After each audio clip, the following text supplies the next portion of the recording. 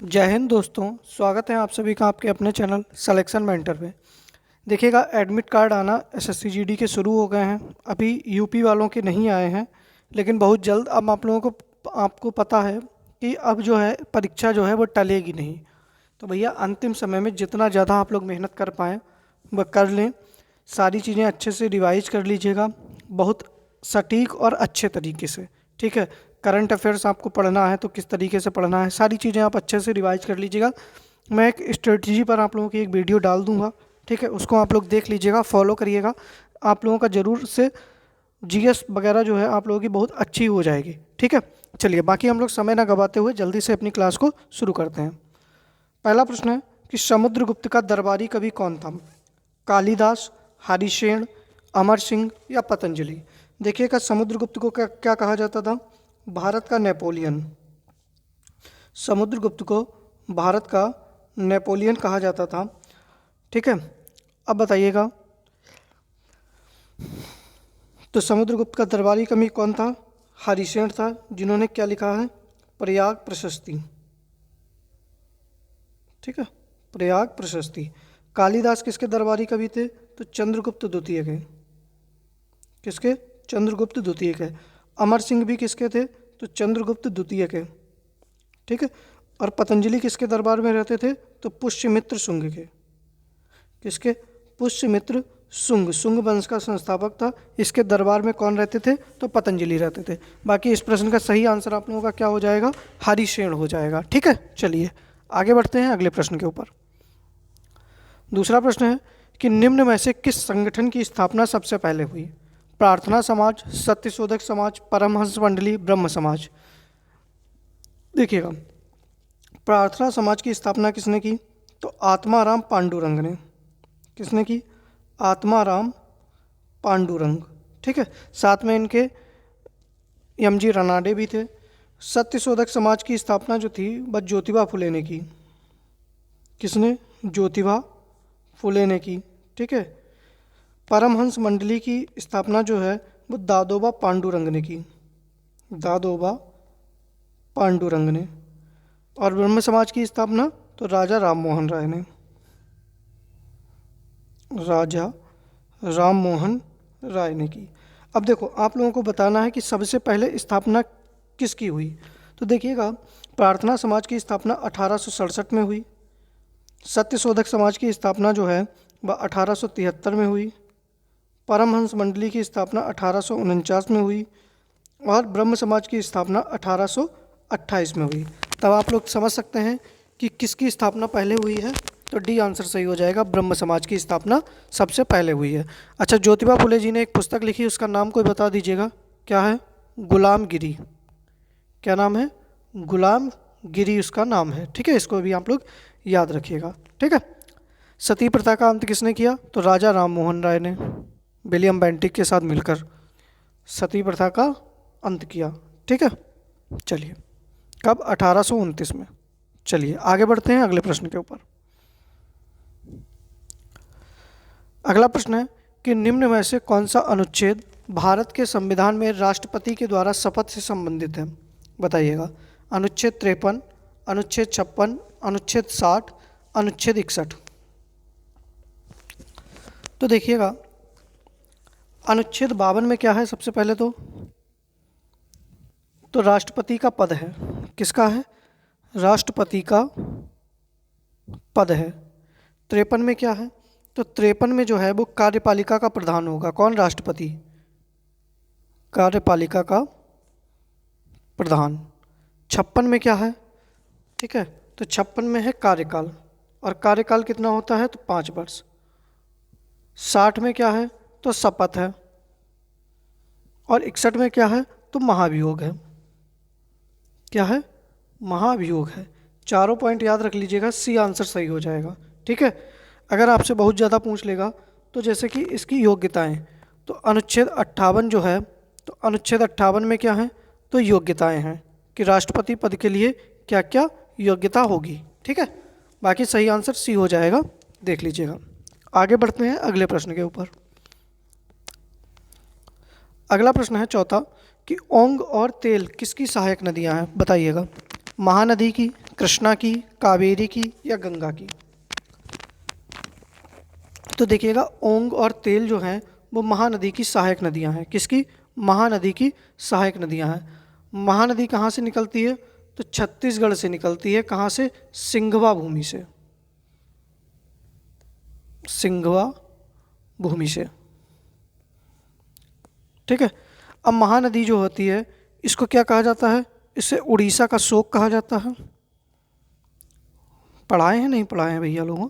उड़ीसा का शोक कहा जाता है। इसी महानदी के ऊपर भारत का सबसे लंबा बांध या बड़ा बांध, ठीक है, कौन सा है? हीराकुंड बांध है। महानदी के ऊपर कहाँ पर? उड़ीसा में ही हीराकुंड बांध है, ठीक है। इसको भी आप लोग याद रखिएगा। और महानदी की सहायक नदियाँ कौन सी हैं? ओंग है, तेल है, दूध है, शिवनाथ है, ठीक है। ये सारी किसकी नदियाँ सहायक हैं? तो महानदी की सारी सहायक नदियाँ हैं। तो चौथे प्रश्न का ए आंसर आप लोगों का सही हो जाएगा, ठीक है। चलिए, पांचवा प्रश्न है कि दांडेली वन्य जीव अभ्यारण्य किस राज्य में स्थित है? झारखंड, छत्तीसगढ़, बिहार, कर्नाटक। तो देखिएगा झारखंड में कौन सा है? तो बेतला। छत्तीसगढ़ में कौन सा है? तो इंद्रावती। और कौन सा है? गुरु घासीदास, ठीक है। बिहार में कौन सा है? तो वाल्मीकि। कर्नाटक में कौन सा है? बनेरघट्टा। कौन सा है? बनेरघट्टा है। यहीं पर कुद्रेमुख की पहाड़ी है, ठीक है। यहीं पर बांदी राष्ट्रीय उद्यान है, बांदीपुर, ठीक है। तो और दांडेली वन्यजीव अभ्यारण्य कहाँ पर है? तो कर्नाटक के अंदर ही है। डी ऑप्शन आप लोगों का सही हो जाएगा, ठीक है। चलिए, अच्छा, कर्नाटक की भाषा कौन सी है? तो कर्नाटक में कौन सी भाषा बोली जाती है? कन्नड़ बोली जाती है। याद रखिएगा, कर्नाटक की भाषा कौन सी है? कन्नड़ है, ठीक है। याद रखना आप लोग। सही आंसर क्या हो जाएगा? डी ऑप्शन आप लोगों का सही हो जाएगा। छठा प्रश्न है कि निम्न में कौन सा रंग इंद्रधनुष में नहीं पाया जाता है? बताइएगा। लाल, नारंगी, गुलाबी, पीला। तो देखिएगा जो प्रिज्म होता है उसमें कौन सा रंग नहीं पाया जाता है, या इंद्रधनुष में कौन सा रंग नहीं पाया जाता है? बताइएगा। तो सब लोग सुने होंगे,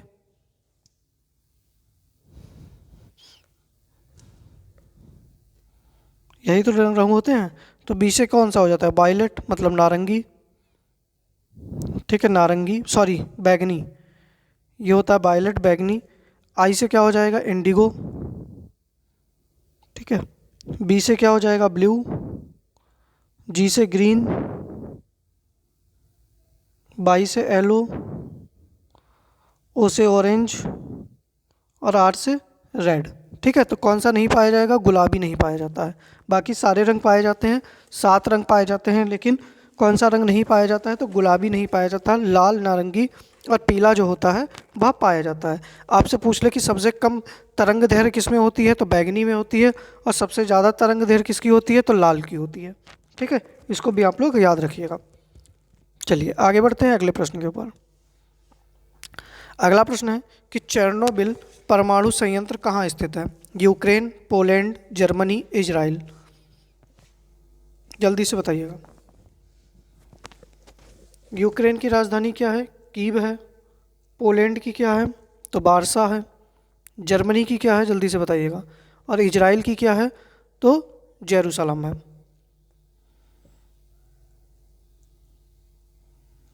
जर्मनी की राजधानी आप लोग बताइएगा जल्दी से।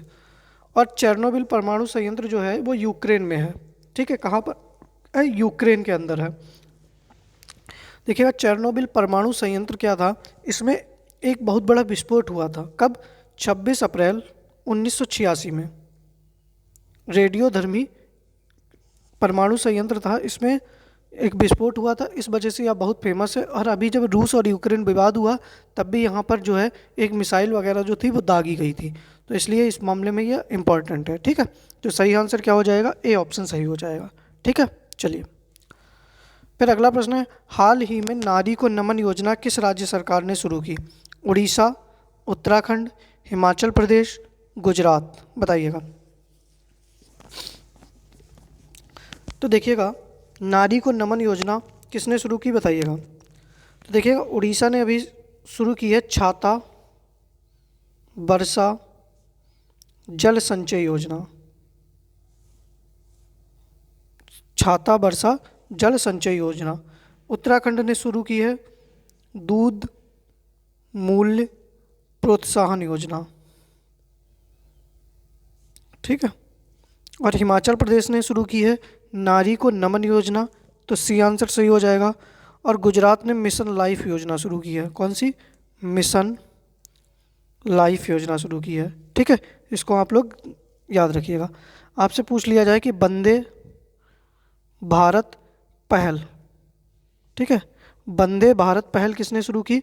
तो मध्य प्रदेश ने। ठीक है, किसके द्वारा शुरू की गई है? मध्य प्रदेश के द्वारा। 8वें प्रश्न का सी आंसर सही हो जाएगा। आगे बढ़ते हैं अगले प्रश्न के ऊपर।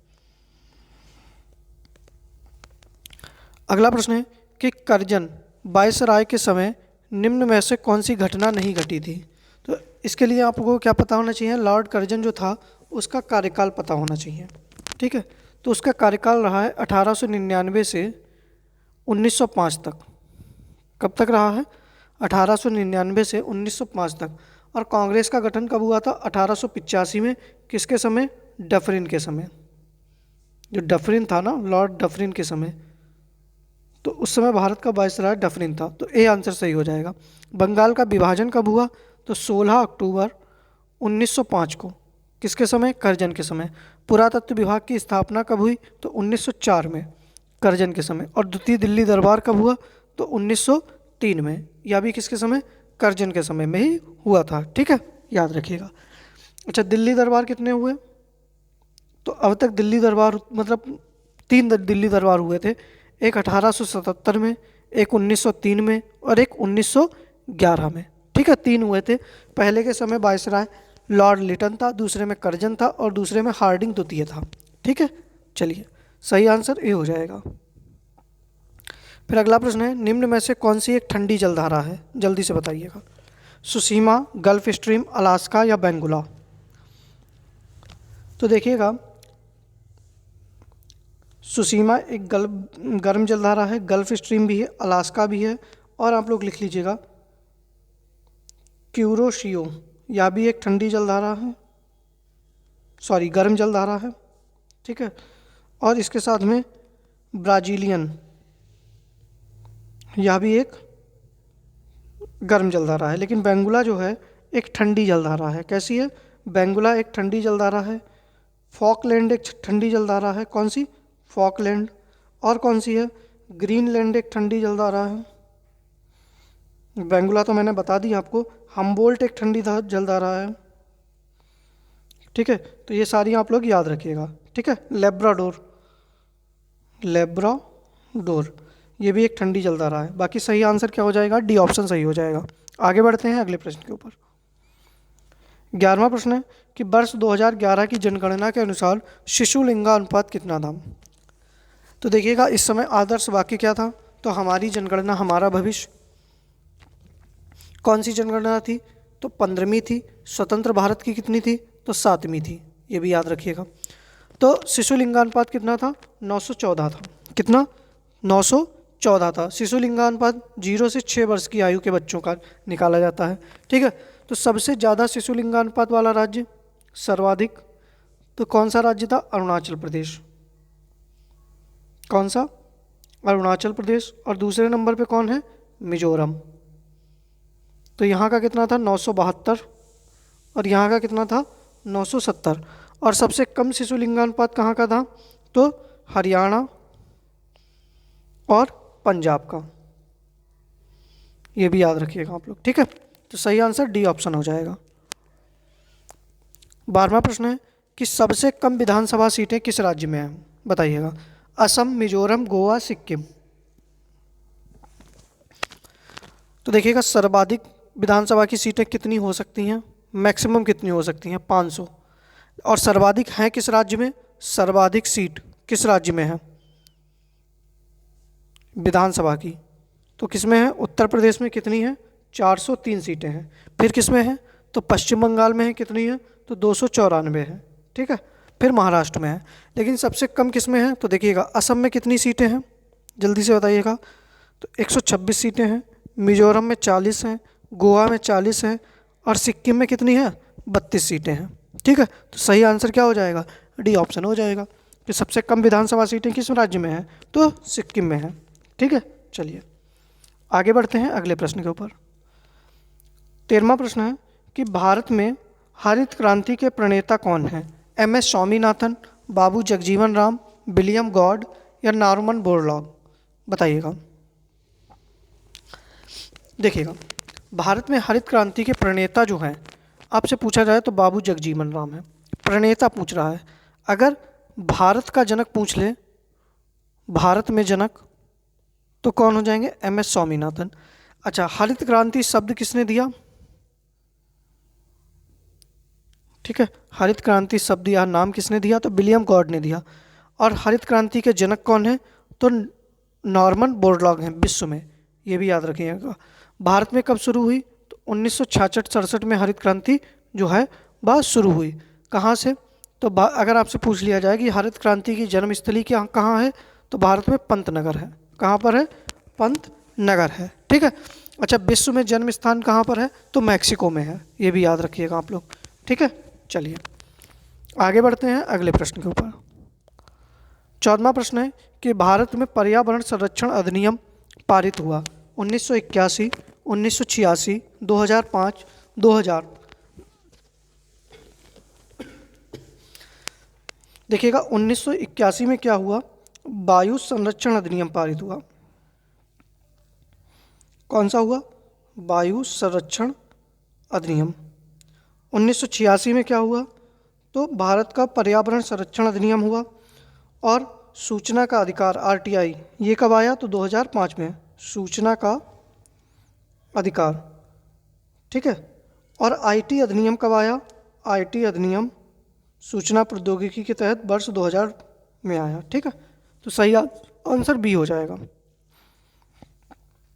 अगला प्रश्न है कि गैलीलियो के गिरते वस्तु के नियम को किस नाम से जाना जाता है? न्यूटन का पहला नियम, गति का पहला नियम, न्यूटन का दूसरा नियम या न्यूटन का तीसरा नियम? तो देखो, न्यूटन का पहला नियम क्या कहलाता है?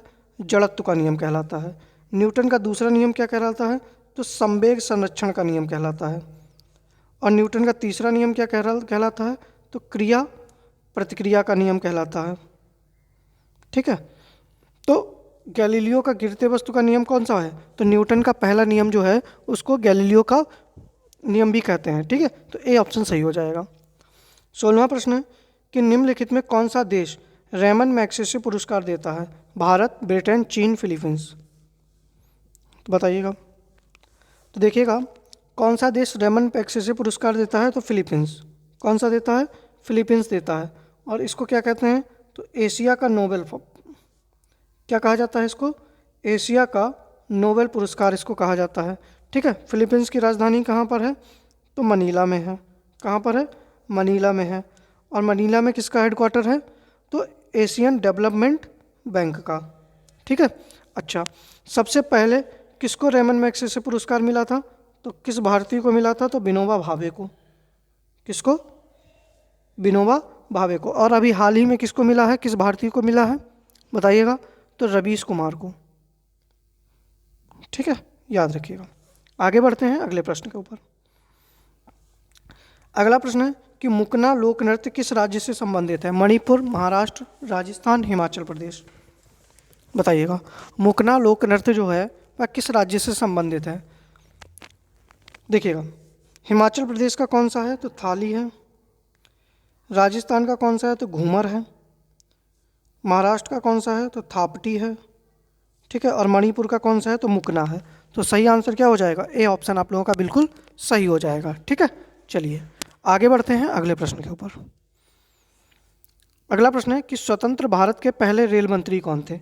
षणमुखम शेट्टी, जान मथाई, बलदेव सिंह, राजकुमारी अमृत कौर? तो देखिए, स्वतंत्र भारत के पहले आपसे पूछ लिया जाए वित्त मंत्री कौन थे? तो षणमुखम शेट्टी थे। कौन थे? वित्त मंत्री कौन थे? षणमुखम शेट्टी। रेल मंत्री कौन थे? जान मथाई। रक्षा मंत्री कौन थे? बलदेव सिंह। और राजकुमारी अमृत कौर जो थी, ये स्वतंत्र भारत की पहली क्या थी? तो स्वास्थ्य मंत्री थी। और प्रधानमंत्री कौन थे? तो जवाहरलाल नेहरू थे। कानून मंत्री अंबेडकर जी थे। शिक्षा मंत्री अबुल कलाम थे। ठीक है, ये भी आप सब लोग याद रखिएगा। प्रधानमंत्री बता दिया मैंने आप लोगों को। ठीक है, चलिए फिर अगला प्रश्न है कि किस राज्य में सीता माता की 251 फीट ऊंची प्रतिमा स्थापित की जाएगी, बताइएगा। देखिएगा, श्री राम की 825 फीट, किसकी? श्री राम की। कहाँ बनाई जाएगी? तो अयोध्या के अंदर। राजस्थान के नाथद्वारा में, कहाँ पर?